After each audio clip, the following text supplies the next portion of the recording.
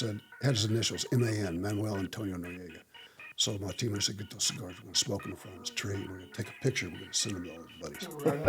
And so I was like, I don't smoke cigars. And he says, you do now, kid. So anyway, we lit cigars up in front of his Christmas tree and smoked them and sent all the pictures to his buddies and said, you're next. Right? And so and then after that, awesome. We'd go out and do missions and stuff. We would always have a whiskey and a cigar to celebrate the missions.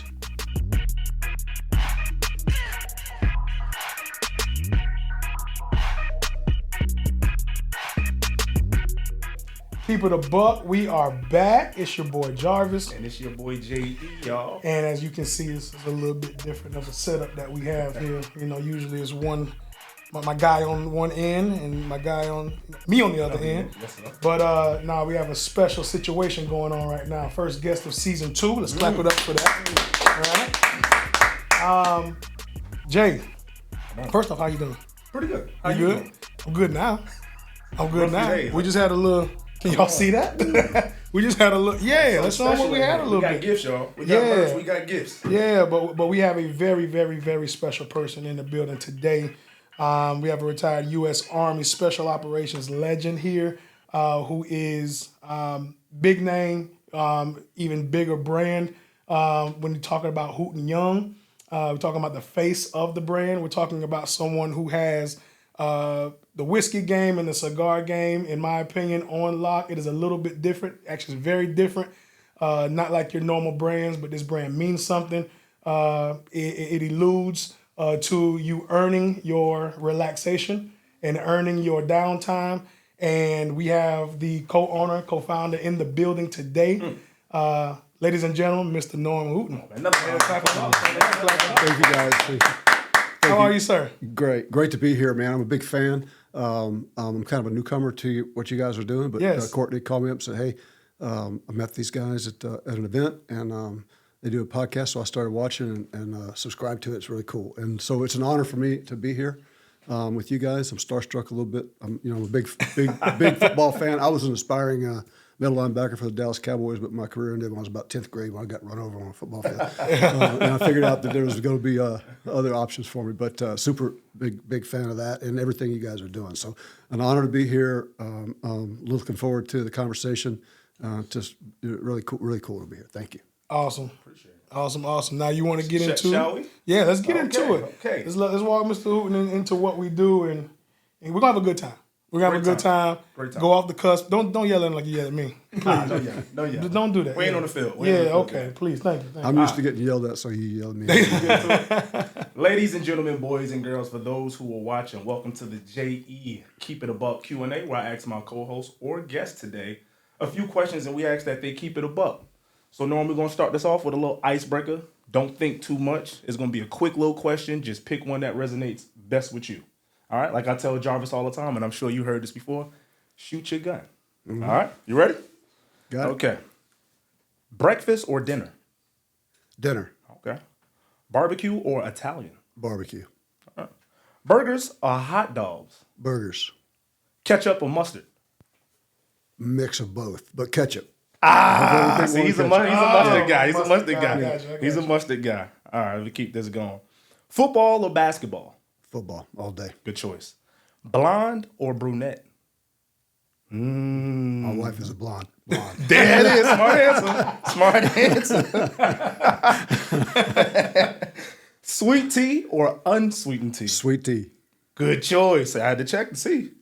Country music. I'm a son of the South. So, Okay. Tea. Some people like it I like unsweet. that. Son of the South. Son of the South. Yeah. Some people like it unsweet. Huh. All right. Country music or heavy metal? Country music. Okay. Horror movies or action movies? Action movies. All right. Mental toughness or physical toughness? Mental toughness. Only kind of toughness. Come on. Health or wealth? Health all day. Come on, big fella. Army slang or civilian slang? Army slang. There we go. Field training or classroom training? Field training. Come on. AK or machine gun? AK. Come on. Last one. Humvee or helicopter? Humvee. I've had enough helicopters in my life. All right. Cool little icebreaker. Now we're going to go into a few questions I got for you today. Cool. All right. Let's talk about this. How was your transition after serving over 2 decades as a U.S. Army Master Sergeant to your current reality now? Yeah, great question. And I've done a lot of deep diving on that, for one personally, but also because of friends I've had that that have gone through that, and some people come through that, and I think it's not unlike what everybody experiences, but like an athlete would experience when they move out of something that kind of defines what they believe is who they are, into something else afterwards. Because those things end for all of us, whether it's football or the Army or whatever it is when you're a young man. Transitioning out, some of our guys did really well, some of them didn't. But my transition, I think as your question was it wasn't. It was difficult. I'd never planned on it. And when I got out of high school, once I realized I wasn't going to, play football in college, after I got run over a few times, but and my 5 flat 40 and my 160 pounds didn't help me. You got a 480 in you. You got a 480. Yeah, but I saw the Army was the next best thing, right? But that really kind of in my mind at the time became who I thought I was. And my whole life was built around it. I'd never had anything other than ranch work, and it kind of became my identity. But as I got older, got closer to 40, I had young children, and my wife just wasn't in for the long haul. So I had to make a choice between my family or continuing on with this life that I had become very comfortable in it, and I didn't see myself do anything else. I was like, I'm going to do this till I die. And but I had to change at 40, and I had no idea what I was going to do. I'd never worked an algebra problem, and got out and really scared to death. There's a lot of things that I had done in life that would scare some people, but nothing had scared me like that because I didn't know what I was going to do. I thought I was going to be a gate guard, a security guard somewhere, something that would have been my best option. But I sat down and at some point I realized, hey, it's an opportunity. You're still young, and I know you guys don't think that yet, but 40 is, still young to me. I got kids now that are 40. But at the time I felt like I was really old and there wasn't a lot of time for me to do anything else. But I went through several transitions and went to pharmacy school, got recalled by the Army on 9/11, so got that put on pause for a while, for about 7 years. Did some work for the government, and then went back to pharmacy school. So once I got forced into these transitions of life, and once you do a few of them, you realize it's not who you are, right? This is just something you're doing.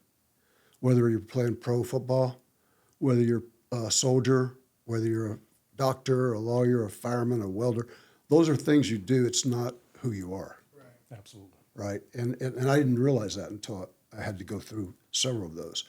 Who you are is really defined by how you do the things you do. So how were you as a ball player? How were you as a soldier? What was your work ethic? What are the things that you thought were important to you, right? How did you treat your teammates? When you came to work, did you come to work early, go home late, or did you just do the bare minimum? Did you leave it all on the field, like the coach used to say, or did you pull back? And for some people, they're talented enough to where they're 50%, they're 10% looks like everything to some people. But there are some people that don't have that talent, and they're doing everything they can. And eventually the talent leaves all of us, but that work ethic and that how you approach life, how you do the things you do, how are you as a father, how are you as a husband, how are you as a friend, how are you as a teammate, those are the things that define who you are. And I'm not a psych or anything like that, but that's the conclusion I came to after 65 years on this planet, was that all those things are things I just did. Nobody will remember you for that. Nobody's going to remember you for plays or for how fast you were, or how many gunfights you were in, but they will remember how you treat them, how you were as a teammate, how you showed up, and what you left on the field. And that's who you are. All the other things are just things you pass through in life. And if you're lucky, you'll pass through several of those things, because I think each one of them for me was an opportunity for great growth. Nice. I appreciate that. Great gems in that message right there. This next one, you've seen a lot of experiences, traveled a lot, seen different parts of the world. What's one thing you wish you can have back? time with my kids. You know, I was gone in the Army about 300 days a year. And, you know, I'd come home long enough to do a load of laundry, maybe take my kids to football camp or take them hiking once or twice. And to me, I thought that was being a good dad. But, you know, when you're gone 300 days a year, you're not seeing all the other stuff, you know. And thankfully, my kids were a little bit younger when I got out. So I did get to spend some time with them. But you don't realize what you're missing when you're gone. So I wish that I would have slowed down a little bit and appreciated that more. And truth be known, you know, I stayed about 15 years, 20 years in the Army, all of it in special operations, but my last 15, you know, I was on the road so much. And, you know, you don't realize the birthdays you're missing, even little things like coming home from school. At the end of the day, your boy has a fight at school, and you're on the telephone. You're not there to really sit down and say, okay, this is what you need to do. You need to go back in there and mow the ball bat, or, you know, whatever you're going to do. But they don't have that there. They don't have that security of having their dad there. And a father, I think, is probably the role of a dad, especially with sons, but with all your children, can't be emphasized enough how important that is. I think a lot of issues we see in society nowadays is because of absent fathers, right? And they play a real important role. So I wish I would have spent more time with my kids, and if I probably wouldn't have spent as much time in special operations as I did. I probably would have done 5 years and then moved on to something where I could have been home. Nice. You know, it was probably a little selfish for me to spend it, but at the time I thought this is the only thing I'm really good at. I appreciate you sharing that with us. So myself, I'm a bourbon guy, whiskey guy as well. Hooten Young, the brand, your brand. What inspired you to tap into cigars and adult beverages? Well, I go back quite a way with whiskey. Cigars and I are relatively new, but when I was a kid, my dad, you know, lived way out in the country in West Texas. They came a long time ago, for 1840s. They moved from Tennessee to Texas, but they brought the whiskey tradition with them from the mountains. And they always made it, always had some still going on in the back barn or whatever. So I was exposed to the whiskey culture early on. And then, of course, without going into too much detail, I had a little run-in I was riding a little dirty with some whiskey coming across the Louisiana border, which ended up was one of the main reasons I joined the Army. And then I used to always bring whiskey from back home to the unit I was with, and we would celebrate certain events with it, you know.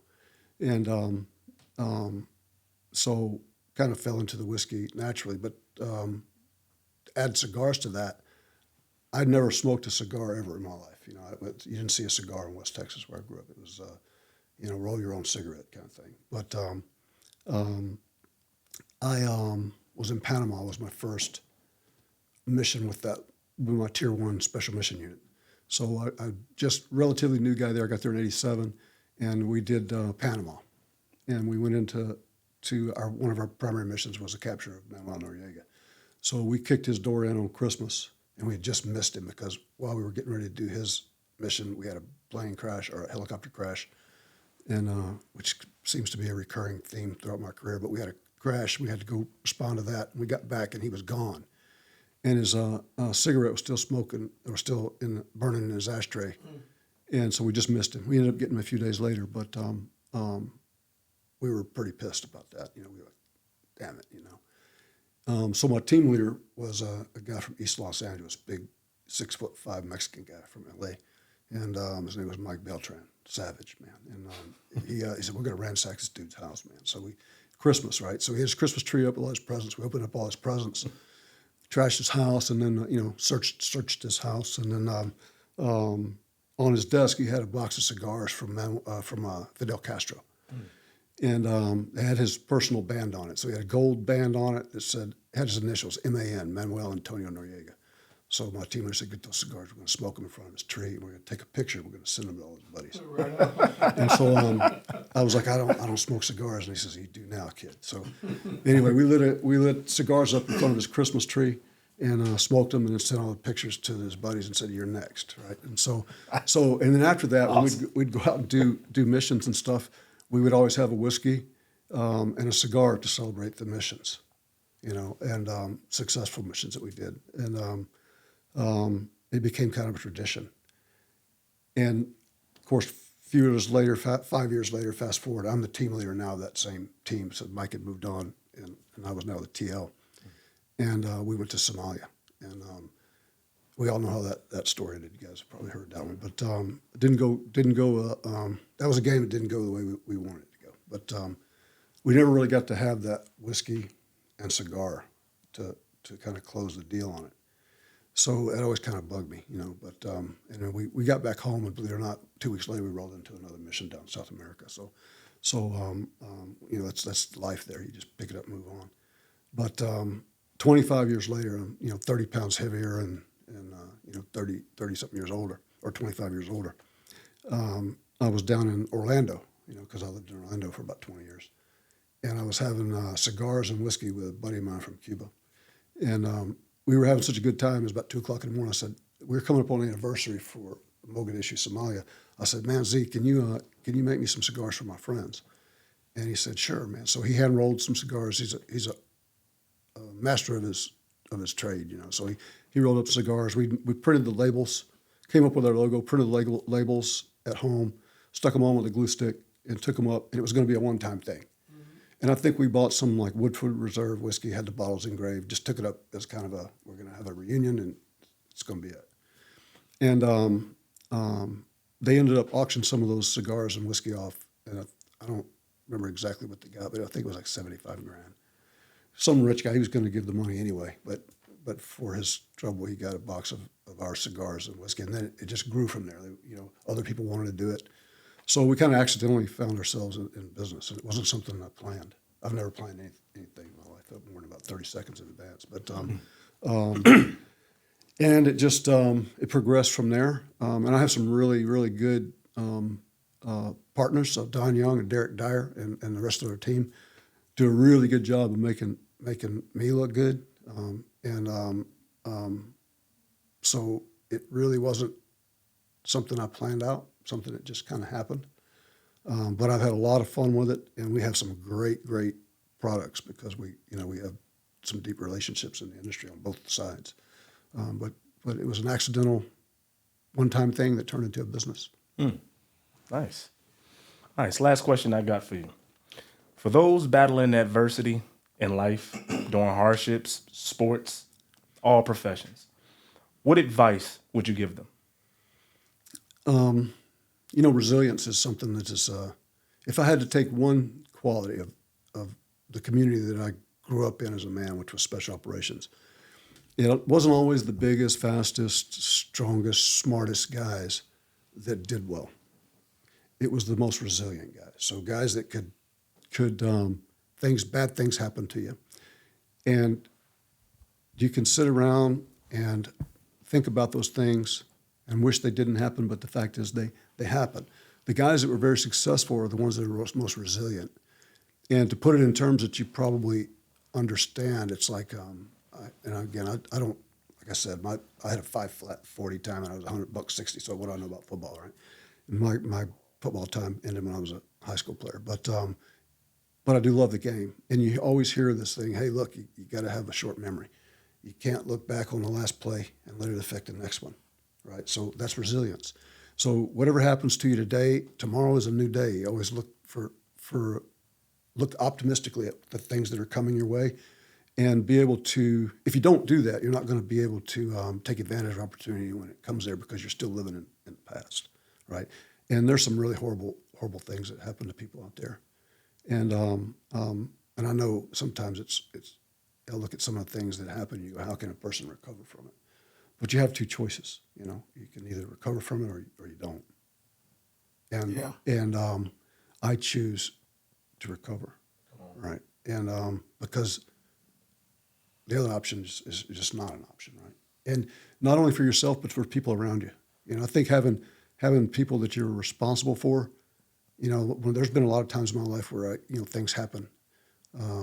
Both at work or home, personal life, whatever, where you think, I just really don't have a desire to get up in the morning and keep going. Right. But then you look around at your kids and your wife and your friends, and you go, it's not about me. It's good enough, right? It's not about me. It's about them, right? And you can deal with the things that are about you later, but you got responsibility to your friends, your family, your teammates, you know, and everybody else around you. It's like going into combat. You know, things are happening all around you. You got helicopters crashing and people dying, and it'd be real easy, and you would be justified in being able to sit down and just put your head in your lap and go, man, I just can't take it anymore. But you can't, because people rely on you, and that's not just in that scenario, but that's in daily life. It doesn't matter whether you're you know, a ball player, whether you're in the Army, whether you're a lawyer, doctor, janitor, whatever it is. You know, you owe it to yourself to get up and make the best of the next day. And you owe it to, more importantly, owe it to other people. The biggest thing about leadership too is, you know, you said something, dealing with the things that you have to deal with later. That's it. You know, that's like almost like leadership 101, Yep. where you know that you have a bigger calling. Yeah. When you have to put your own situations aside that elevate you and elevate other folks, and then you kind of elevate yourself. It's almost, you know, you jump on my back to jump across the fence and I'll find a way to get over there. You know, I'm a little more skilled to get over there than you are, so you jump on my back, I'll find a way to get on top of that fence myself. Have you ever seen the movie Saving Private Ryan?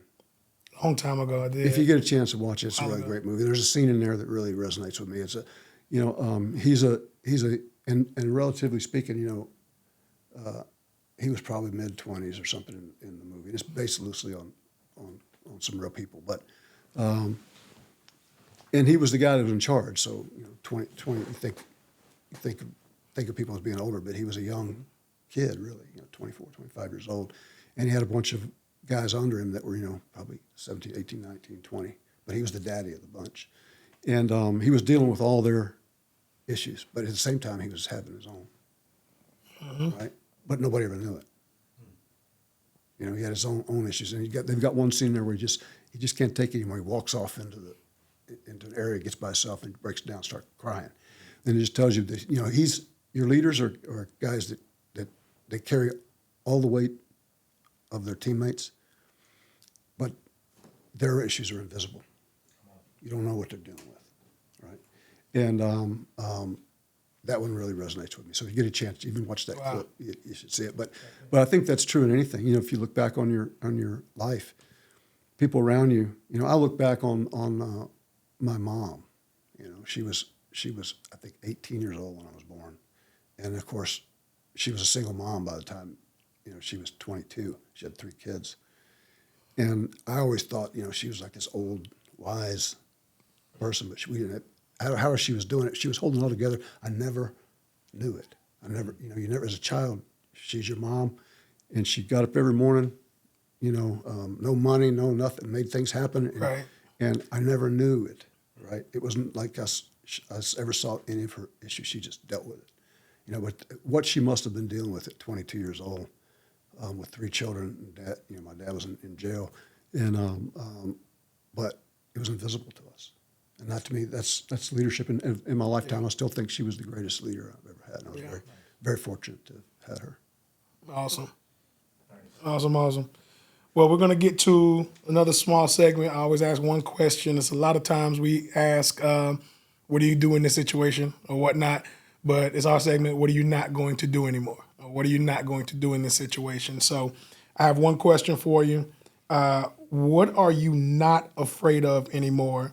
And what are you more afraid of now than you were back then? So I think all of us, you know, we grow up as kids, you're always looking for validation. You know, you're looking for a lot of things you do when you're younger. Do my superiors approve of it? What do my friends think? What do my peers think? You know, what does the world think? And at 65, 66, I don't worry about that. You okay with that? We talked about that. I can give a damn, man. You know, I mean, they can think what they want. I'm gonna be who I am, and that's a relief. Right. You know, because you always, and I tell my kids that because they're at that age now, you know, especially my daughter, and you know, and with this social media the way it is nowadays, it's like, you know, when I was a kid, you had a bad day at school. It ended when school was over. Nowadays, they're 24/7. You know, they're engaged socially. So I tell them, so you got to stop worrying about what people think. Yeah. You got to stop worrying about how you're perceived. Yeah. You know, be the best person you know how to be. You look inside your heart, and if you think you're doing the right thing and you're doing good by the people around you, Don't worry about what everybody else thinks. Don't be afraid of that. Because I could tell you right now, and you guys could probably say the same thing, I can't tell you how many thousands of guys I've had call me brother over my lifetime. You know, from the time I was a little kid till now. There's only a handful of them. I can count on one hand the guys that meant it. Right. Right. But everybody telling you, oh, you're my best, you're my brother, you're this, you're that. You know, we're ride or die for life. Man, most of them just talking. Right. So I try to win approval of people that don't matter in any way. Right. Come on. Right. You be who you are. Be the best person you know how to be. Be good to everybody around you. You know, like I said, you know whether you're leaving it all on the field or not. Right. Right. Leave it all on the field in some way every day for somebody. And if you do that, you don't got to worry about what anybody thinks or says. So I'm not afraid of that anymore. Good. You know, I think the thing that I am afraid of is would be right now at this stage of life. You're thinking, you know, it took me longer to pay off my first television. You know, I bought it when I was a private in the Army. I think I'm still paying for it. Than it does than I have left in this world, right? And so you're thinking, I got about 20 years or so, if I'm lucky, you know, God willing, to make a positive mark on people's lives. And you're thinking, do I have time? Right. Right, and that scares me. You know, is there anything I've left undone to people that I love? Anything left undone to friends or unsaid? You know, that I haven't said, and so that at this point, and you guys are a long way from that. You know, but when you get to be 65, almost 66 years old, that's the thing that worries me. You know, have you done right by people that are important to you? You know, I've heard before that the mark of a diligent person is someone who looks at what they've done and whether they've done a lot or not, and go, what more can I do? Yeah. What more do I have to do? Yeah. What more value can I give to any situation? Yeah. And then the mark of a lazy person is, oh, I did one or two things, I'm good, I'm fine. You know, anyone who's content with what they've done and not worried about, you know, what's the next thing, you know, or what can I do? Not necessarily on the grand magnitude of something you did when you were 30 or 40, but what small things can I do with my grandkids? What small things can I do, you know, with my business on the outside of it, to where I can just see something small through and make somebody's life a little bit easier, you know? And so that's the mark of a diligent person, I was told. So, well, you know, it's like, you know, you think about it, at first you start thinking, you know, financially, you know, have I done what I can to help them be successful? Have I given them an education? Have I been a good dad? You know, but then you start to think about, have I taught them the lessons that they need to learn? Right. Because if you do that, then you don't have to worry about other stuff. But have you taught them to be a good person? Have you taught them how to hunt and fend for themselves, how to survive? You know, because it's complicated. You know, life is complex and becoming more complex every day for these younger generations coming up. You know, so I think again, and it's an age thing. You'll get there, and it comes quicker than you think. Right. But you start to worry about, you know, is there anybody I forgot? Is there anybody that I haven't done right by? Is there anybody I need to go to and say, hey, I'm sorry, you know, or those are the things, you know, that I worry about. gotcha. Nice. This next segment we do is called Top Threes. All right, so you pick the top three that best resonate with you. You set this one up with top 3 places you've traveled. Top 3 places I've traveled.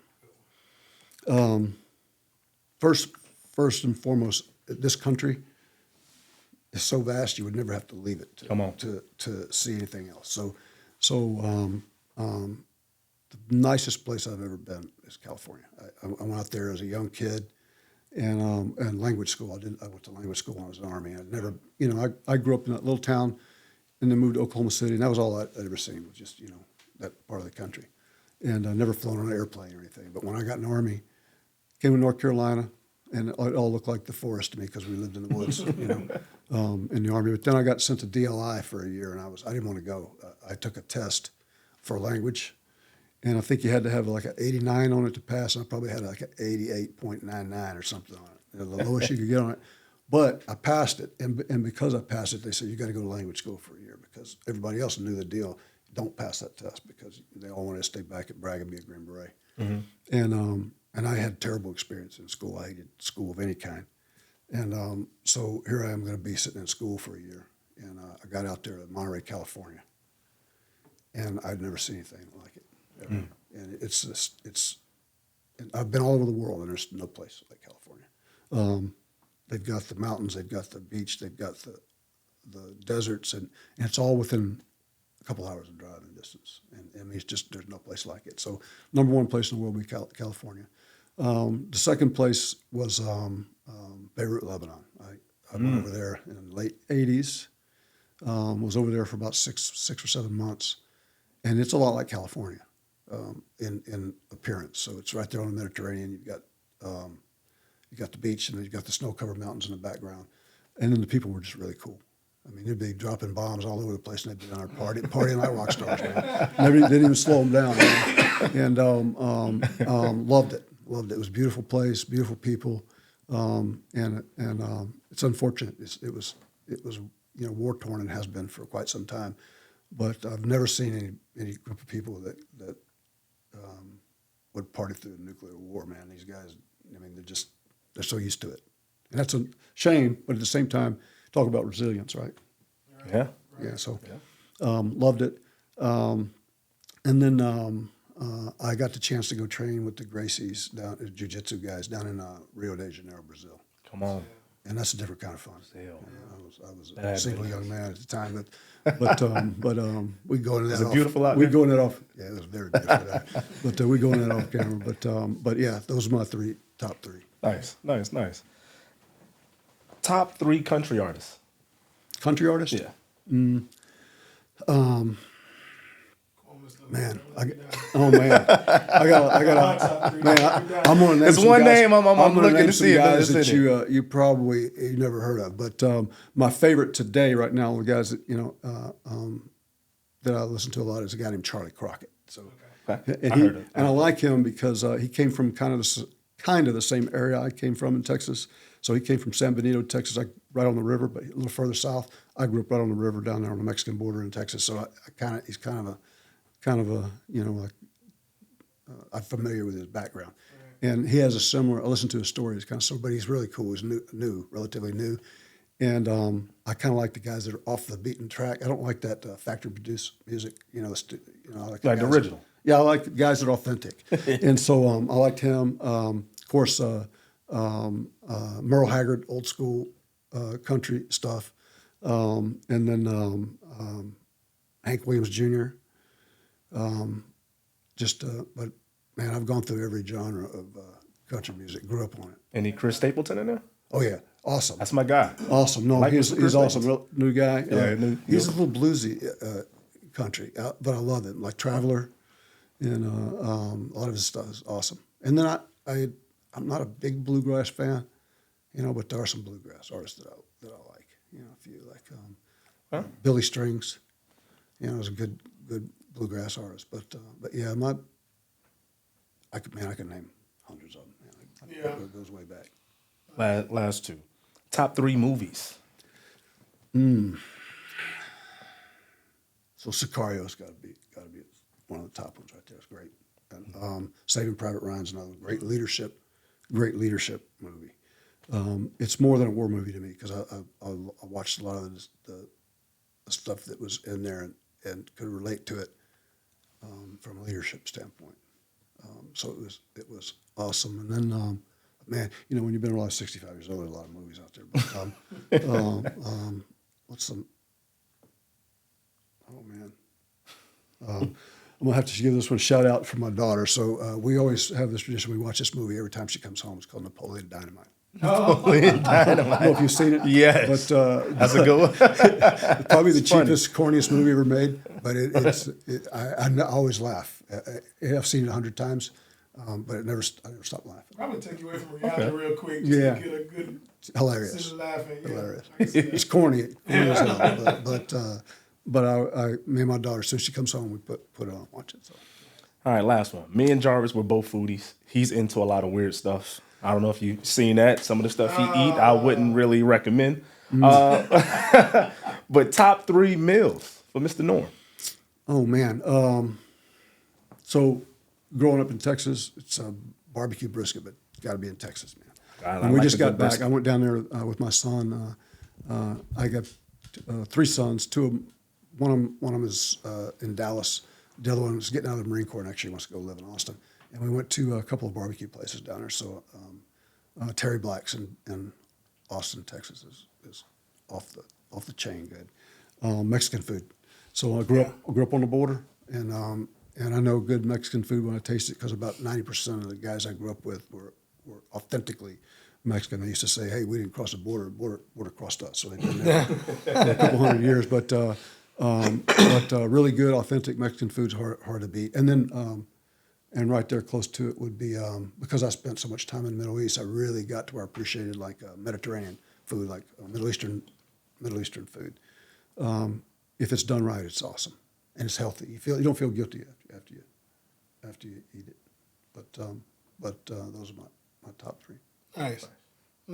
All right, let's get into a conversation. Come on now. All right. The name of the show is Keep It a Buck, right? So Keep It a Buck obviously is term and slang for keeping it very real, keeping it honest. And how we came up with, for those that don't know, new watchers, Ms. Nolan gonna bring us some new viewers.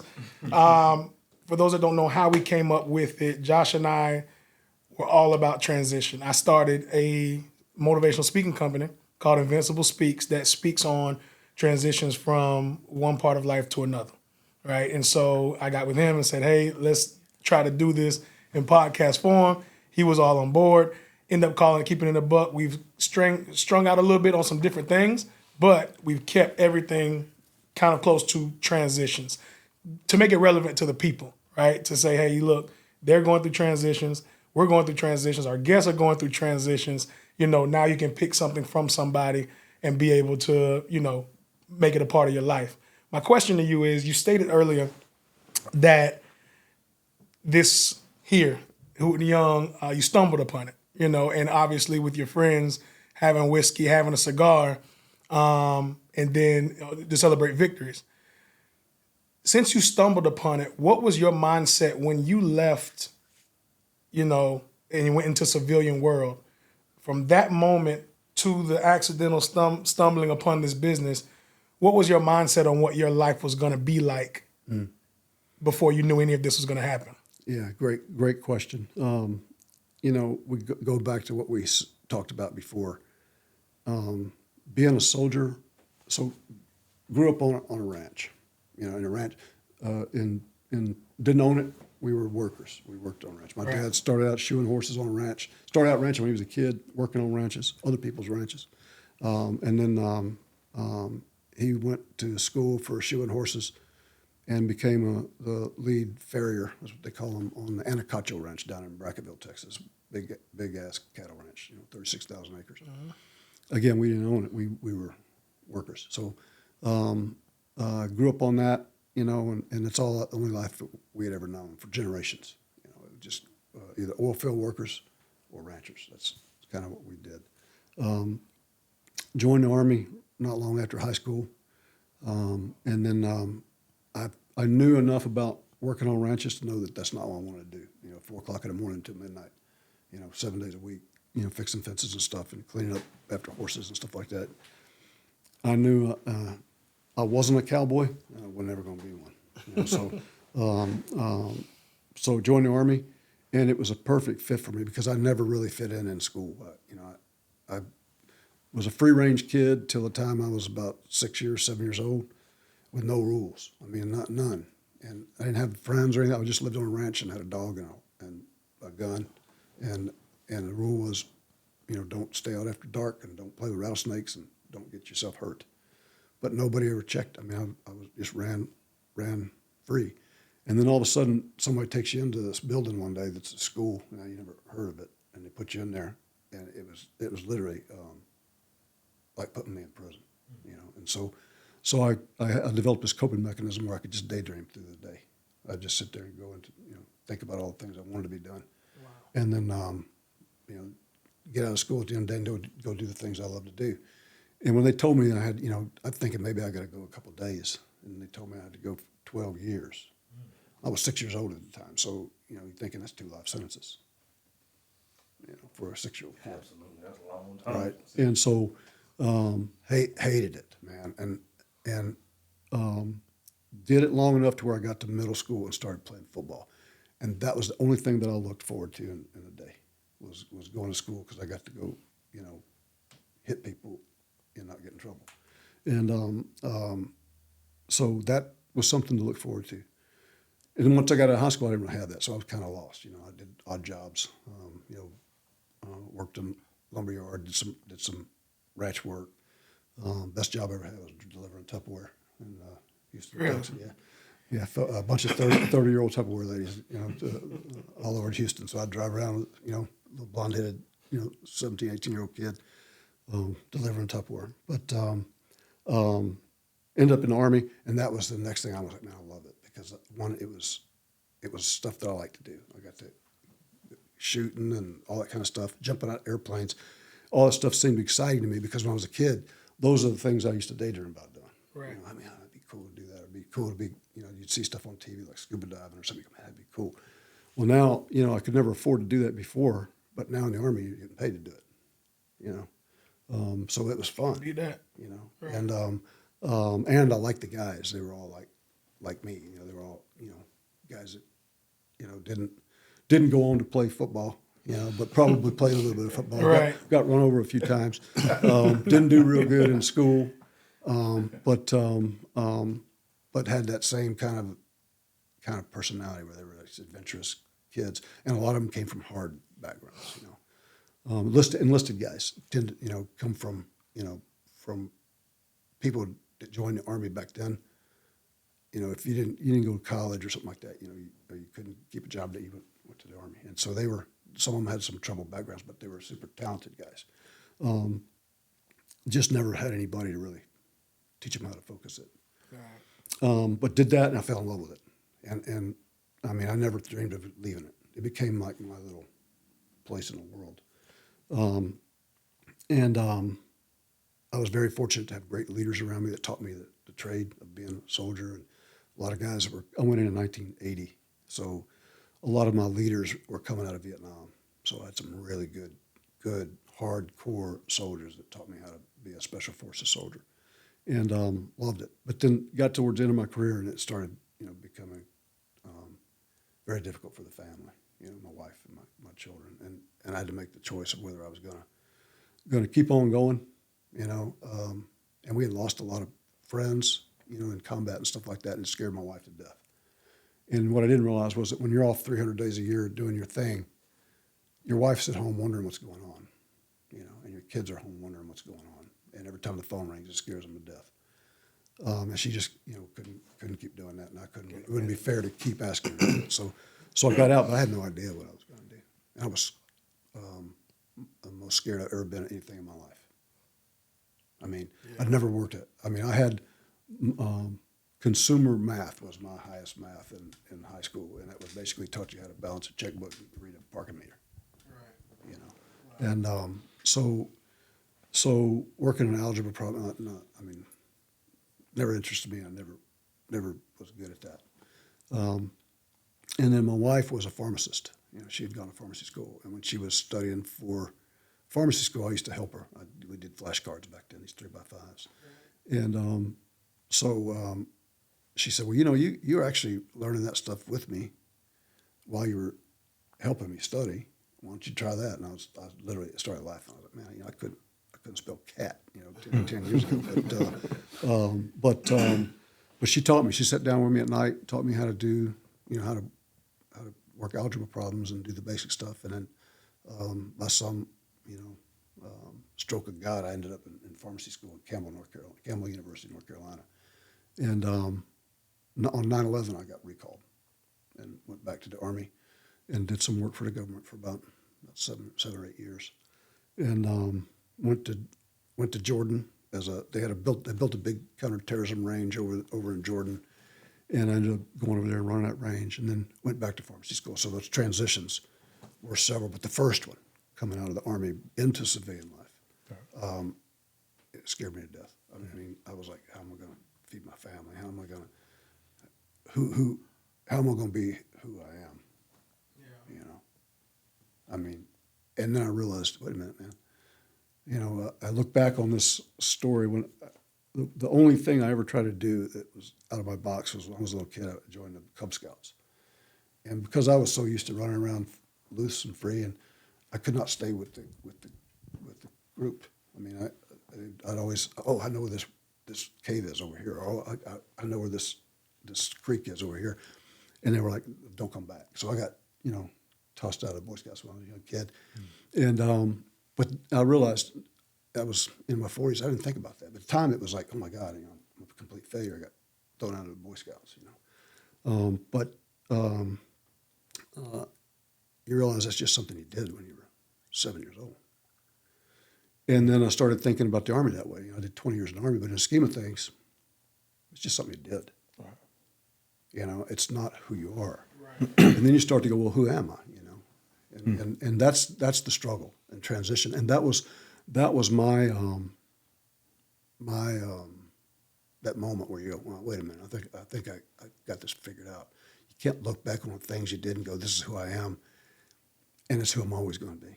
It's just something you did for a while, and everything you do in life is something you're passing through, and it prepares you for the next thing, right? And and if you're lucky, you'll always have that next thing.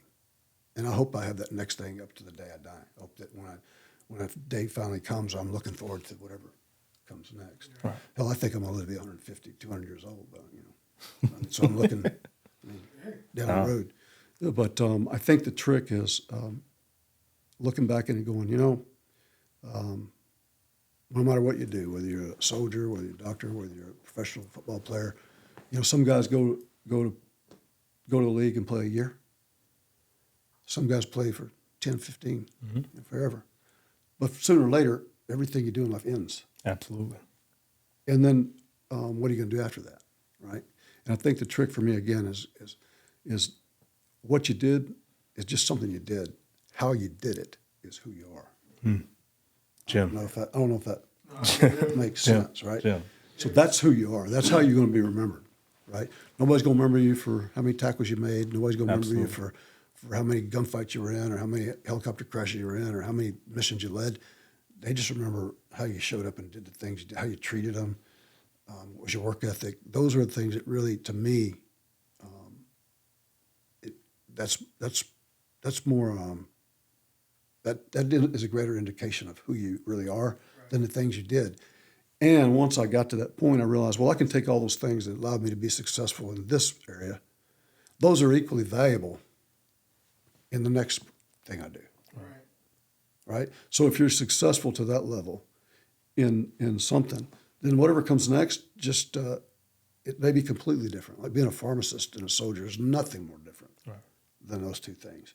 But you can still show up early, go home late, work, do your best to learn, be humble in the way you approach life, reach out for help when you need it, give help when you can. And be honest in your dealings with everybody around you. And those things will make you successful in anything you do. And I think the trick is, for my guys coming out of the Army is I would tell them, I get this conversation a lot with people who are getting out, what's next? I go, whatever you want it to be, right? And don't settle for something that you're comfortable with. Challenge yourself. And so what if you fail? So what if it doesn't work out? Right? I see so many guys think, well, I'm going to get out of the Army and I'm going to go work for Blackwater or somebody else overseas. I'm going, it's the same thing as you were doing, right? And you left what you were doing because you didn't like doing it anymore, or maybe you retired for other reasons. But don't just get stuck in there and give yourself credit. Yeah. Move on and do something different. Do something you're scared of. Norm, you said something that resonated with me as well when you said, who am I? And me and Jarvis spoke about this plenty of times during my transition, right? And I think a lot of people who've done something for so long, you've done it over 20-something years. I played the game since I was 8 years old. Jarvis played since a kid. And sometimes it don't end on our terms or end the way we want it to end. And it's hard to separate the two. I've battled depression, PTSD, severe anxiety, fear of going broke, right? Being somebody to how do people view me. Absolutely. And I could only imagine my career versus yours, and you seeing dead bodies and loved ones and people go. Can you talk to us about your mental? Like, how was your day to day? I'm sure there's things you suffer from. There's things you've seen that you can't get out of your head. And we hear it all the time with former vets who battle these things of things they can't really get out of their head. You get what I'm saying? That they're battling on a day to day. What is the mental like for you guys? You know, it's different for everybody, I think. And I mean, I did a lot of work when I went back to pharmacy school the second time. I went back because you know, I lost a lot of guys and friends of mine in service of our country. So guys that died in combat and in training, you know, guys. And then, but I realized that after I'd been out for a while, I was losing just as many friends to suicide. You know, and guys that you would never expect. One of the things about that particular community, special operations community, is that they're the guys that you go have a beer with or have dinner with, and everything's cool, and then you get the call the next morning that they you know, they killed themselves. They never threatened it. They never said, "Oh, I'm down." They just, you know, they just do it, and which is a little bit different. You know, you have people that go through what they call suicidal ideations, where they will come in and go, "I'm thinking about self-harm" or something like that. Not those guys. They don't tell you that. They just go home and do it. And so you never. And I've got so many phone calls, you know, 2:00 in the morning from a wife or a child that says, I got bad news for you. Mm-hmm. So I went back the second time. You know, first time I didn't really have a mission. Second time I did, and I was like, I got to figure this out.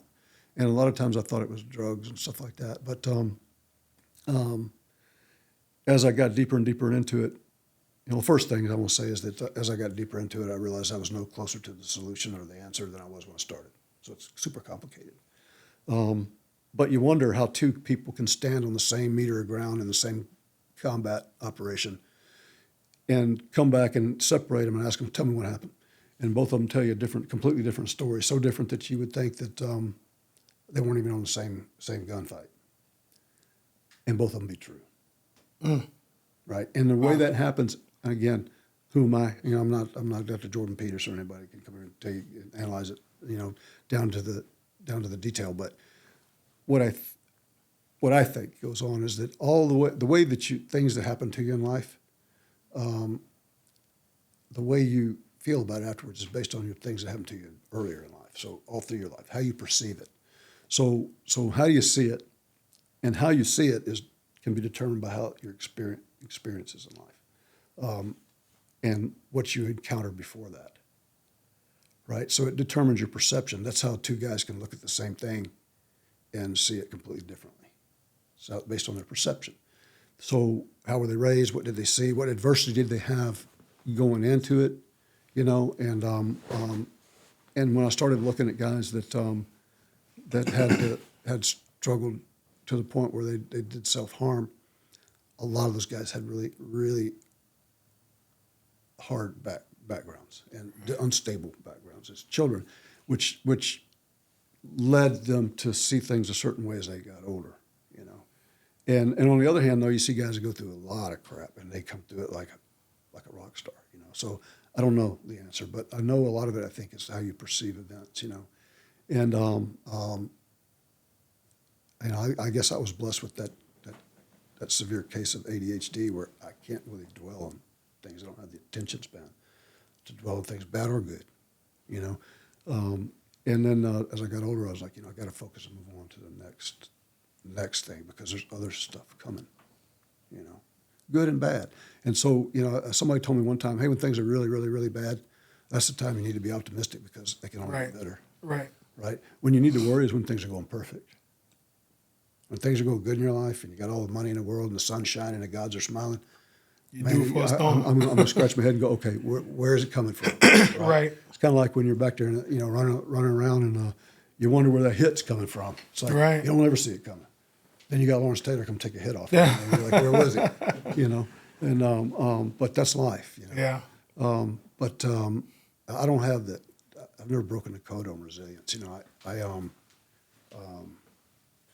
I just think your upbringing has a lot to do with how you see things, and how you see things has a lot to do with how you deal with them. You know, and that's a shitty answer to a really important question. But transitioning out, you know, I think if I could tell anybody anything is, don't fall back into the same routine you did. So, you know, hell ball players and good ones, you know. But that's not who you were. Never was. Right? Who you were got you there. But that's not who you were. You know, it was just something you did. And you were able to do it at the highest level because of who you were. But you could do other things to the highest level because you're the same person. Yeah. Right? So if it would have been football, it would have been something else. Right? Right? It would have been something else. Right? And you know, so I would always tell my guys that are coming out, I get the call a lot, hey, how did you deal with it? How did you switch? What do I do next? Anything you want to do. Take the person that you are, forget about what you did, take those same values and apply them to something else. And don't be afraid to pick something that you go, man, I could never do that. You know, because I could never do that thing with pharmacy school. But I did it, and I was successful at it. Now, granted, I wasn't lighting the world on fire, you know, with pharmacy school, but I did it, you know, and which for me, coming from my background, it was like a miracle. I was like, man, I can't believe it, you know. But I had help, you know, and don't be afraid to ask for help. And a lot of guys, I'm sure it's the same in your world, you know, where you don't want to reach out for help, you know, because you're a man, you know. And that's the way that's the way men are, you know. And when you talk about the things that are different from what you guys did and what we did is, one, you know, we're not world class athletes, we're average guys. You know, we don't have that 4, 5, 40 and, you know, 220 pounds. But they are men, you know, and they're type A men, and they work in a world of men, and they don't reach out and tell you what they're afraid of. They don't reach out and say, hey man, I need help, you know.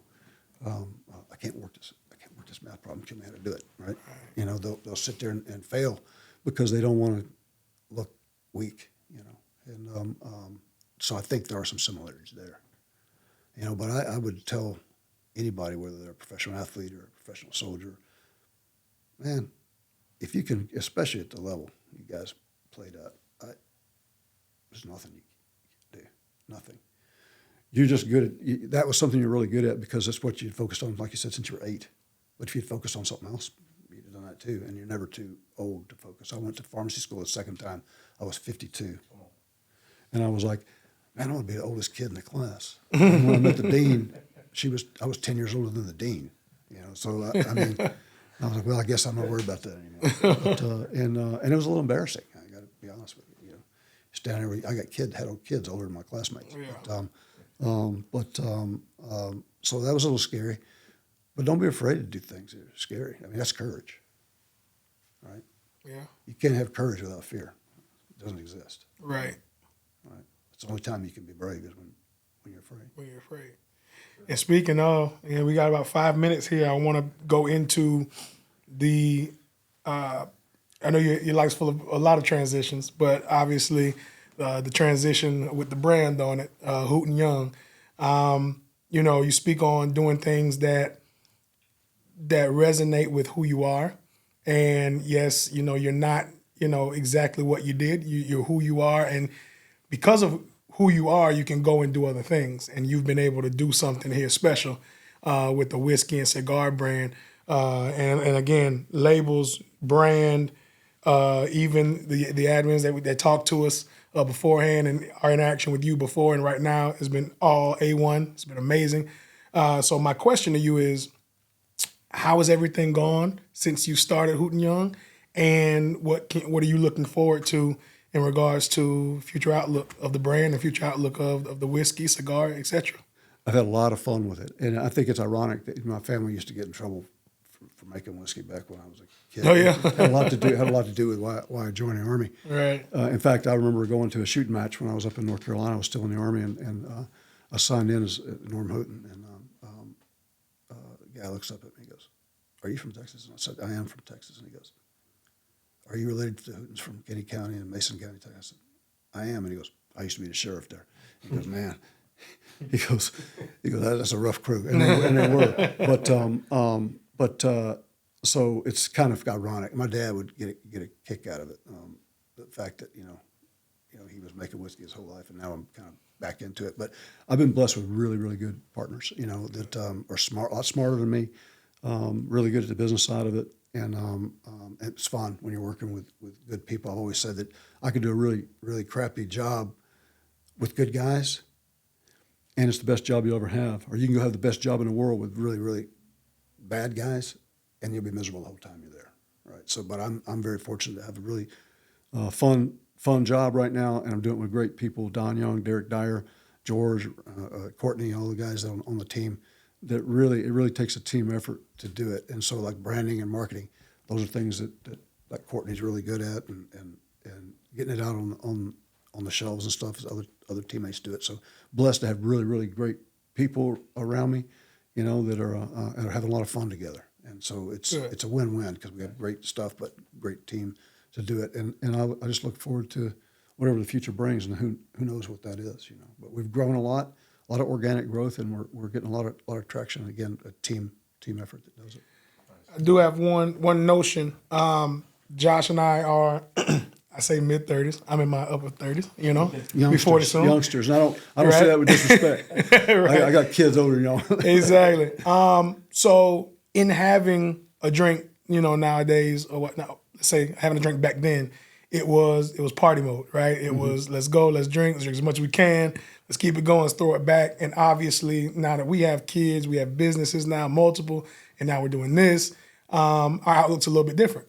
We drink, and it's more so you earn your leisure. You earn your leisure, you earn your relaxation, you earn the drink that you have, you earn the cigar that you have. I started seeing it when I was 29. I was recruiting. Every Friday, I would go get a bottle of cognac, and I would go get a cigar.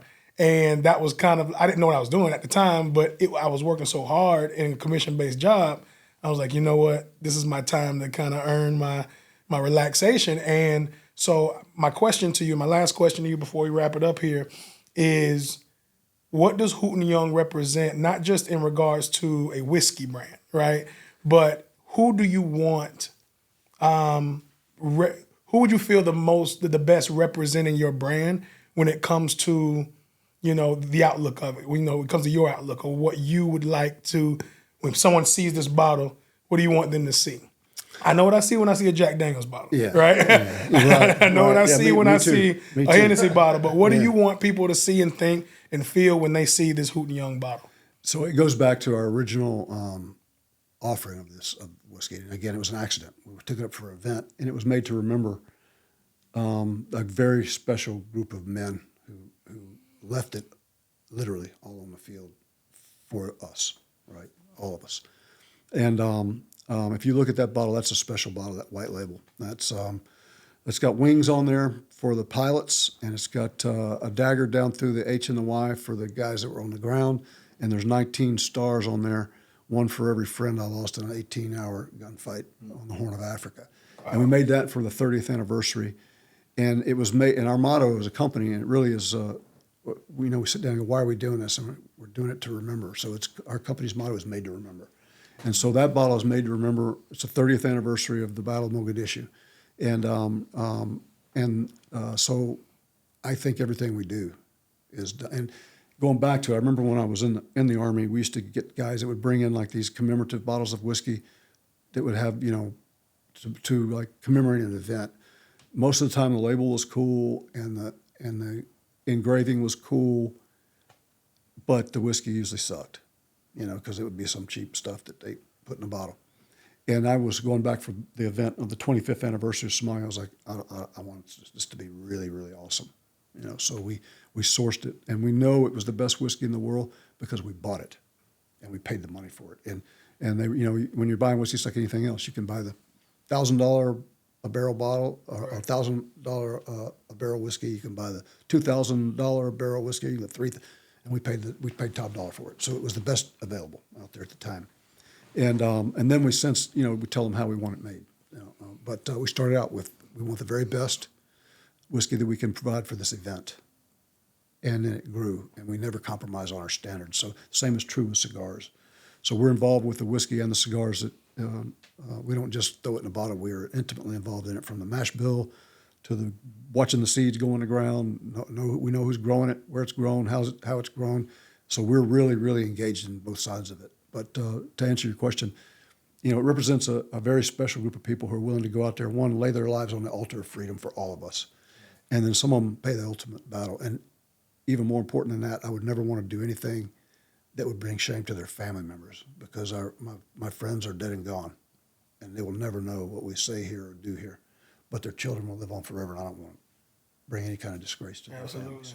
And so when they look at that, I want them to think that it was done, like we said before. It's not making whiskey. It's just something that we do. Making cigars is just something we do. How we do it tells us who we are. And so we want to do it the very best we can. Right. You know, there may be guys out there who could do it better. I doubt it, but there probably are. But we leave every bit of it on the field, every bit of it. We don't cut cost on it. We want to make sure that it's the very best we can do, and that it represents that culture in the way they deserve to be remembered. Awesome. I think we wrap it up on that note. This is special. Obviously, I think this represents not just who you are, represents the culmination of transitions that Josh and I have made as well, going from young men that do something to now older men with families and a little more substance and a little more trajectory on where we can go and what we can do and who we can bring with us and who we can propel forward once we're done. And I think Hooten Young does represent that as well. I think you represent that as well. And I want to thank you so much for giving your story, giving your outlook, and keeping it a buck with us here today. Really thank you for that. It's an honor to be here, and there's nothing you can't do, nothing. And I like what you said. Who are you going to take with you? Right. Because that's who you are. Right. Right. 100%. All the other things, it's just something you're doing. But you can do anything. Absolutely. Anything. You know, it might not be fun, but you can do it. But you can do it. Jay, you have anything else? Remember this. A buck was kept. Appreciate you all. Thank you.